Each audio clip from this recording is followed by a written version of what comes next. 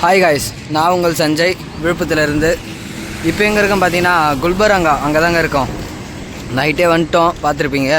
குல்பரங்கா வந்துட்டோம் நைட்டு. இதுக்கு முன்னாடி போட்ட வீடியோலாம் பார்க்காதவங்க பார்த்துட்டு வாங்க, அப்போ தான் உங்களுக்கு புரியும். நம்ம ஏஷியன் பெயிண்ட் அட்வர்டைஸ்மெண்ட் போர்டு இது தாங்க கடையாக இறக்கி ஃபிட் பண்ணிகிட்ருக்காங்க. நம்ம கூட ஆள் வருவாங்க, அவங்க ஃபிட் பண்ணுவாங்க. இதோ பார்த்தீங்களா, இதோ ஃபிட் பண்ணிகிட்ருக்காங்க பாருங்கள். இதோ நிற்கிது பாருங்கள். ஓகேங்களா, நம்ம அங்கே இறக்கிட்டு வந்து இங்கே ஓரங்கட்டி இதுலாம் போட்டோம், கயிறுலாம் போட்டு கட்டிட்டோம். ஏன்னா அங்கே வண்டி நிறுத்த முடியாது, வண்டி நிறுத்தினா ஃபிட் பண்ண முடியாது. அதனால தான் மொதல் பாயிண்ட் வந்து நம்ம ரூம்லேருந்து கிட்டதாங்க ஒரு 10 கிலோமீட்டர் தான் வந்தது. ரெண்டாவது பாயிண்ட்டு தான் ஒரு 70-80 கிலோமீட்டர் வரும்னு சொல்லியிருக்காங்க. ஒன்றும் பிரச்சனை இல்லை, நமக்கு கிலோமீட்ரு ஓடிச்சுன்னா அதுக்கு தகுந்த மாதிரி வாங்கிக்கலாம், ஒன்றும் பிரச்சனை இல்லை. ஒரு நாளைக்கு வந்து 4 கடைங்க, 4 கடையில் வந்து போர்டு மாற்றணும். இப்போ டைம் பார்த்தீங்கன்னா 11:30. இப்போ தான் மொதல் கடைக்கே வந்திருக்கோம். இன்னும் நைட்டு 9 மணிக்குள்ளே எத்தனை கடையை போடுவோம் தெரில, பார்க்கலாம். சரி, ஓகேங்க. இதுக்கு முன்னாடி இப்போ வீடியோ பார்க்காதவங்க பார்த்துட்டு வந்துடுங்க. நாமளும் போய்ட்டு கொஞ்சம் கூட ஹெல்ப் பண்ணலாம் அவர் கூட.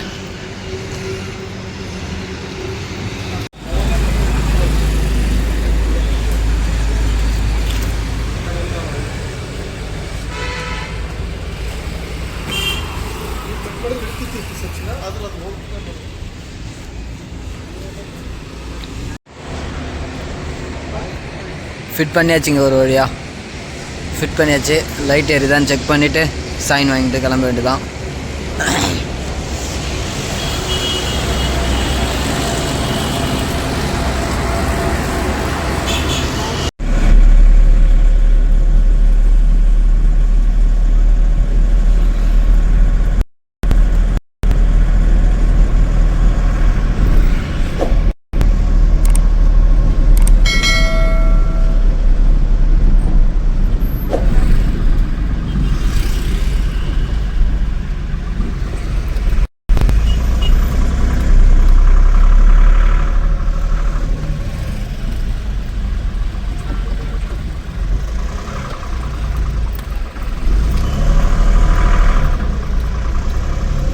कौन सा दुकान है ये? ये नहीं रे, ये नहीं है, उधर है.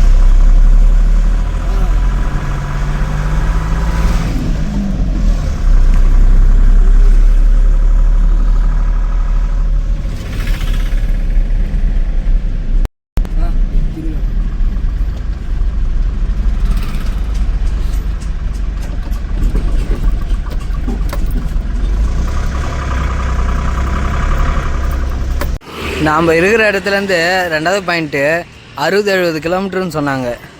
இப்போ கூட இருக்க பையன் தான் சொன்னான். அதனால் நம்ம நல்லா போட்டு கட்டி வச்சுருந்தா அங்கேருந்து நம்ம மொதல் பாயிண்ட்லேருந்து 2 கிலோமீட்ரு தான். கரெக்டாக சொல்லணும்னா 1 கிலோமீட்டர் 800 மீட்ரு தான் ரெண்டாவது பாயிண்ட்டு. என்ன பண்ணுறது, முன்னாடியே சொல்லியிருந்தாருன்னா நம்ம சும்மா சிம்பிளாக கட்டியிருக்கலாம். இப்போ 3வது பாயிண்ட்டு தான் 70 கிலோமீட்டரான். ஓகே, கன்ஃபார்ம் பண்ணிட்டு தான் கட்டியிருக்கேன். நல்லா இதுவும் கிட்டே வந்ததுன்னா ஒன்றும் பண்ண முடியாது, அவுத்து தான் ஆகணும் எல்லாத்தையும். ஓகே, இப்போ ஒன்றும் பிரச்சனை இல்லை. என்ன பண்ணியிருக்கோன்னா நிற்க வச்சிருந்தது எல்லாத்தையும் படுக்க போட்டுங்க. அப்படியே எடுத்து எல்லாத்தையும் நானே படுக்க போட்டு ஹைட் வராமல் இது பண்ணிட்டேன். இந்த பாருங்க, இதை ரெடி பண்ணிகிட்ருக்காரு ரொம்ப ஆள். சரி, ஓகே, இதை முடிச்சுட்டு சாப்பிட்டு டீசல் அடிக்கணும். டீசல் வேறு ட்ரையாக ஒரு கண்டிஷனில் இருக்குது, எல்லோவில் இருக்குது. அடுத்து டீசல் அடிச்சுட்டு வண்டி லைட்டாக அப்படியே கண்ணாடிலாம் லைட்டாக கழுவிக்கினேன், அதுக்கப்புறம் கிளம்பலாம். இப்போ பார்த்தீங்கன்னா நம்ம 2வது பாயிண்ட்லேருந்து கிளம்பிட்டோங்க. டைம் பார்த்தீங்கன்னா 2 மணி ஆகுது. அடுத்த பாயிண்ட் வந்து நமக்கு 80 கிலோமீட்டருங்க. 2 மணி நேரம் காமிக்குது மேப்லேயே. 4 மணி தான் போவோன்ற மாரி. நாம் இன்னும் சாப்பிட்ணும், வண்டிக்கு டீசல் போடணும். இதுக்கு இடையில நமக்கு வேறு உடம்பு சரியில்லைங்க, வேறு ஒரு ஃபீவராக இருக்குது. தொண்டை மெயினாக தொண்டை தான் வலிக்குது, ரொம்ப கஷ்டமாக இருக்குது. இதுக்காகவே நான் காலைல குளிக்கலை, ஒரு மாதிரி இருந்தது, ஒரு ஜுரம் வர மாதிரி தான் இருந்தது, அதனாலே குளிக்கல நான். சரி ஓகே, போகிற வழியில் சாப்பிட்டு டேப்லெட் வாங்கி போட்டு பார்க்கலாம் என்ன ஆகுதுன்னு. நம்ம சாப்பிட்டாச்சுங்க, சாப்பிட்டாச்சு. மெடிக்கல் பார்த்தோம், மெடிக்கல் எதுவும் இல்லை, அப்படியே போயிட்டுருக்கோம். டேப்லெட் வாங்கி கண்டிப்பாக போட்டே ஆகணும் நைட் ஆச்சும். இப்போது எனக்கு லெஃப்ட் சைடில் இருக்குது என்னன்னு பார்த்தீங்கன்னா ஏர்போர்ட்டுங்க. ஏர்போர்ட்டு ஃப்ளைட்டு நிற்கிற இடம் போல இது. நானே என்னடா இது இவ்வளோ பெருசு இருக்குது, ரோடெலாம் போட்டு வச்சுருக்காங்களே என்ன இது அப்படின்னு பார்த்தேன். எனக்கு ஒன்றும் தெரில. அப்புறம் மேப்பு எடுத்து பார்த்தா தெரியுது, அங்கே ஒரு இது இருக்குது, சின்னதாக ஒரு சின்ன பிளெயின் ஒன்று இருக்குது. கேட்டா பாருங்க, ஐயோ குல்பரங்கா ஏர்போர்ட்.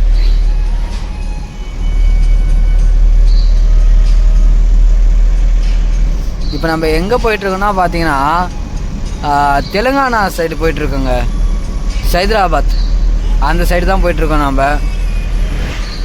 இப்போ திரும்ப ரிட்டன் இப்படி கீழே தான் வந்தாகணும்னு நினைக்கிறேன். நான் கூட இப்படி கீழே தான் இருக்கும், அப்படியே இறக்கிட்டு அங்கே நெக்ஸ்ட்டு அங்கே மெட்டீரியல் வரும், அப்படியே அங்கே இது பண்ணுற மாதிரி இருக்கும்னு நினச்சேன். கடைசியில் இங்கேருந்து 80 கிலோமீட்டர் போயிட்டு திரும்ப நம்ம அங்கே தான் வரணும் போல்.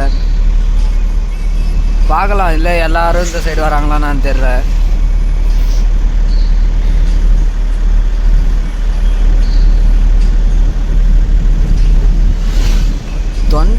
தொண்டை தாங்க பயங்கரமாக வலிக்குது. சளி பிடிச்சினுக்கு இரும்புறப்ப தொண்டை பயங்கரமாக வலிக்குது. என்ன பண்ணுறதுனே தெரில. இந்த கிளைமேட்டு அப்பா 2 நாள் காலைல ஜில்லுன்னு குளித்தேன், அதனால் அப்படி ஆயிடுச்சானு தெரில.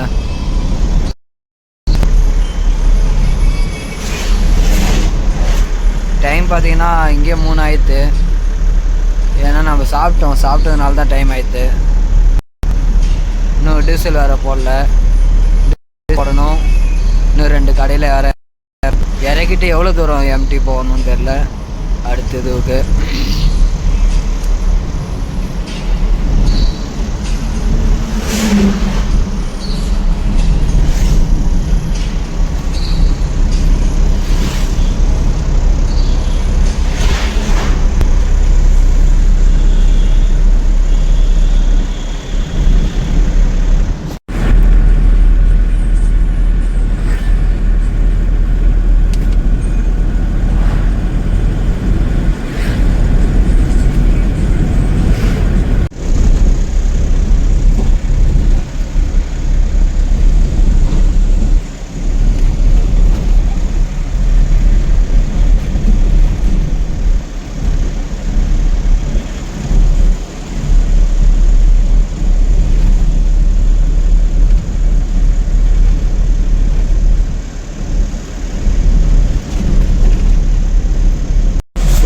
காடு மாரி தாங்க இருக்குது.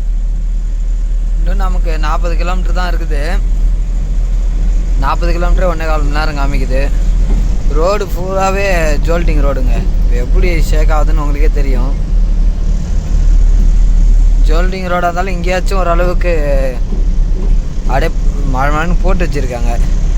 ஒரு சில இடத்துலாம் ரோடு ரொம்ப டேமேஜாக இருக்குது.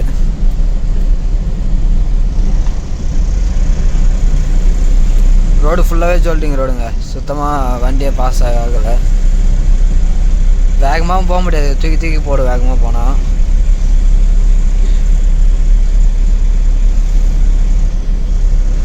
எப்போ போய் அதை போட்டுட்டு அடுத்த கடைக்கு எப்போ போகிறதுன்னு தெரியல.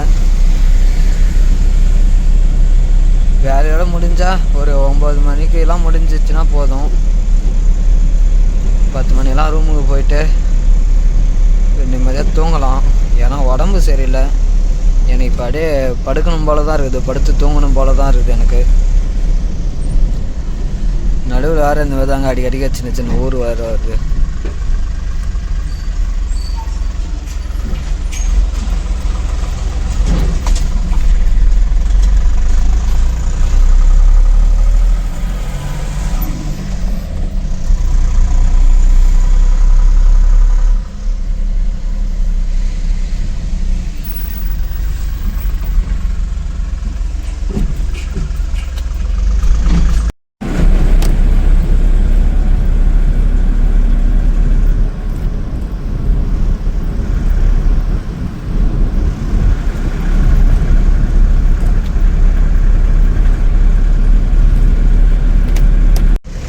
நமக்கு இன்னும் ஒரு 7 கிலோமீட்டர் தாங்க இருக்குது.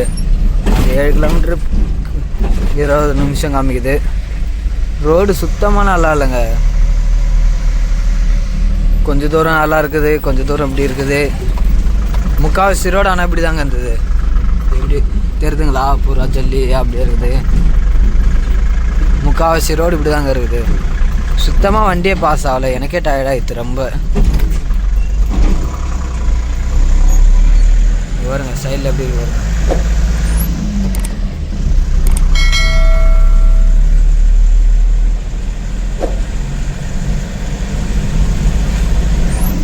எல்லாமே சிங்கிள் ரோடு தாங்க. அங்கேருந்து கிளம்புலேருந்து 80 கிலோமீட்டரில் ஒரு 10 கிலோமீட்ரு ரோடு டபுள் ரோடாக இருந்துருக்குங்க. இது எல்லாமே சிங்கிள் ரோடு தான்.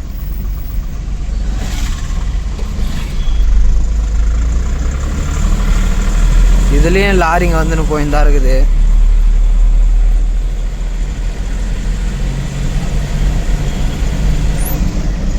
இதாச்சும் பரவாயில்ல. ஒரு இடத்துலலாம் ரோடும் இல்லாமல் எதுவுமே இல்லாமல் வெறும் மண்ணாக இருக்குங்க. அப்படியே புழுதி பறக்குது பாருங்க. பாப்பா இங்கே இருக்கவங்களாம், அந்த சரௌண்டிங்கில் இருக்கவங்களாம் பாவம் அந்த ரோட்டில் ஓட்டிட்டு ரொம்ப கஷ்டம் பாருங்க. சுத்தமாக நல்லா இல்லை பாருங்க ரோடு. நானும் கொஞ்சம் தூரம் போனால் சரியாயிடும் பார்க்குறேன். அங்கேருந்து இதே மாதிரி தாங்க வருது. எப்படி இருக்குது பார்த்தீங்களா ரோடு. அப்பா சுத்தமாக வண்டியை வீணாக போயிடும் போல் இதில் லைட்டாக வேகமாக விட்டா.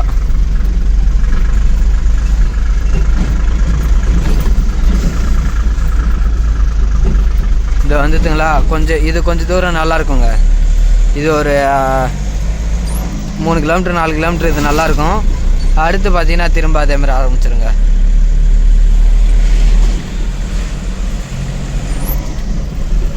நம்ம பார்த்தீங்கன்னா அந்த கடையில் ஒட்டிட்டு லாஸ்ட் பாயிண்ட்டுக்கு வந்துட்டோம். இங்கே 1 கிலோமீட்டர்லேயே தான், அப்படியே பக்கத்துலேயே தான் இருந்தது. 500 மீட்டர்லேயே தான் 2வது பாயிண்ட்டும். சரி ஓகே, இதை எடுத்து வச்சுட்டு நான் வண்டிக்கு ஒரு இது ஒன்று வாங்கியிருக்கேன். அதை நான் உங்களுக்கு காமிக்கிறேன் பாருங்கள். பையா ஓகேங்க, இறக்கியாச்சு. அவர் ரெடி பண்ணுறாரு. அது லைட்டாக டேமேஜ் ஆகிடுது, அது ஒட்டுறாரு. நம்ம என்ன வாங்கியிருக்கோன்னா மேட்டு தாங்க வாங்கியிருக்கோம். இதை பாருங்க, கீழே மேட்டு போட்டாச்சு, அந்த சைடு மேட்டு போட்டாச்சு, மேலே டேஷ்போர்டுங்க மேட் வாங்கிட்டோம். மொத்தமாக ஒரு 550 ரூபா வந்ததுங்க. ஓகேங்களா, டபுள் சைடு டேப்பு தான் போட்டு ஒட்டுறேன். இதை போட்டு ஒட்டினா நிற்கும் தான் நினைக்கிறேன், பார்க்கலாம். 550 ரூபாய்க்கு இது ஒர்த்தா இல்லையான்னு மட்டும் சொல்லுங்கள். ஒரு எவ்வளோ சொன்னாங்களே, ஒரு அடியாக ஒரு ஸ்கொயர் ஃபீட் வந்து 50 ரூபாய் என்னமோ சொன்னாங்க. மொத்தமாக வந்துட்டு ஒரு 600 ரூபா சொன்னாங்க. 550 ரூபாய்க்கு வாங்கியிருக்கோம். அந்த சைடு இந்த சைடு கீழே காலுக்கு, அப்புறம் டேஷ்போர்டு இது ஃபுல்லாக வந்துடும், கவர் ஆகிடும். நம்ம சரி ஓகே, இதை ஒட்டலாம். நம்ம அவர் அதுக்கு ஒரு 10 நிமிஷத்தில் ரெடி பண்ணிட்டு அவர்கிட்ட போகலாம். அவர்கிட்ட போய் தூக்கி பிடிக்கிறதுக்கு இது பண்ணணும். இதை இறக்கிட்டு நம்ம 2வது அந்த 80 கிலோமீட்டர் போகணுங்க. வண்டி வந்து தான் லாரி கோயம்புத்தூர்லேருந்து போயிட்டு அதை லோடு ஏற்றணும். சரி ஓகே, பார்க்கலாம். இப்போது டைம் பார்த்தீங்கன்னா 8 மணி ஆகுதுங்க. என்ன ஆயிடுச்சுன்னா என்னன்னு தெரிலங்க, நமக்கு சோதனை மேலே சோதனையாக வருது. இந்த இடத்துல இப்போ என்ன பிரச்சனைனா, இந்த இதில் லைட் எரியலைங்க. இந்த இதில் லைட் எரியலை, ஓகேங்களா. அதனால் வந்து இந்த லைட்டை வந்து சேஞ்ச் பண்ணதுக்கு இந்த லைட்டை வாங்கிட்டு வந்த லைட்டு தெரியாமல் உடஞ்சிச்சு. இவங்க வேறு கடைக்காரங்க வேறு போகிறேன், நீ எடுத்துகிட்டு கிளம்பு, நாளைக்கு வந்து பண்ணு அப்படின்றாங்க. அதுக்கப்புறம் திரும்ப போயிட்டு இந்த லைட் வாங்கிட்டு வந்துக்கிறோம். என்ன பண்ணுறதுனே தெரில. இப்படி போனால் ரொம்ப இன்றைக்கி டேவே ஒரு மாதிரி நல்ல மோசமாகவே போகுது. இன்றைக்கி டே ஸ்டார்டிங்லேருந்தே சரியில்லைங்க. காலையிலே ஒரு சின்ன சந்துக்குள்ளே கூட்டம் போய் மாட்டி விட்டுது நம்மளை. நம்ம அதெல்லாம் அப்போல்லாம் வீடியோ எடுக்கலை, அதனால் விட்டாச்சு. சரி ஓகே, இப்போது லைட்டை மாற்றிட்டு கிளம்பணும். நம்ம இப்போ என்ன ஆயிடுச்சுன்னா, இங்கேருந்து வாங்கிட்டு போன லைட்டு செக் பண்ணி தாங்க வாங்கிட்டு போன லைட்டு அங்கே போய் எரியலைங்க. ஒரே சோதனை. திரும்ப எடுத்துன்னு வந்திருக்கோம். அப்படியே ஜாயின் பண்ணது அப்படியே எடுத்துன்னு வந்திருக்கோம். இங்கே ஒரு டைம் செக் பண்ணிட்டு போகலான்னு.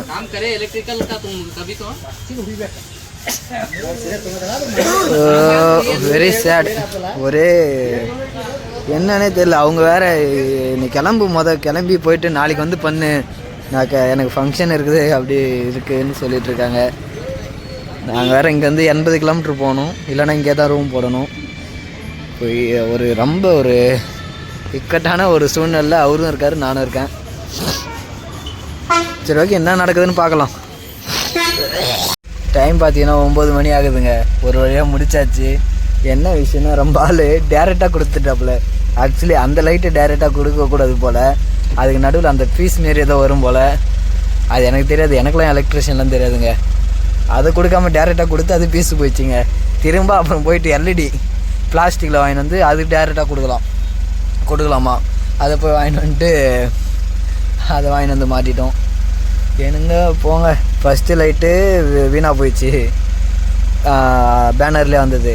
ரெண்டாவது வாங்கிட்டு வந்து நான் தான் உடச்சிட்டேன். அது எப்படி உடச்சேன்னா, லைட்டு மாற்றத்துக்காக இவர் போனாருங்க உள்ளே. அதை தூக்கி நான் கீழே வைக்கிறப்ப லைட்டு கீழே வந்துட்டுருக்கு, நான் பார்க்கல, அது உடஞ்சிச்சு. 3வது பீஸ் போயிடுச்சு டேரெக்டாக கொடுத்து. 4வது தான் வாங்கிட்டு வந்து மாட்டியிருக்கோம். பாவம் ரொம்ப ஆள். கம்பெனியில் வேறு ஒரு டைம் தான் க்ளைம் பண்ணுவாங்க. ரொம்ப ஆள் காசு தான் போகும் வேஸ்ட்டாக. என்ன பண்ணுறது? பாய்.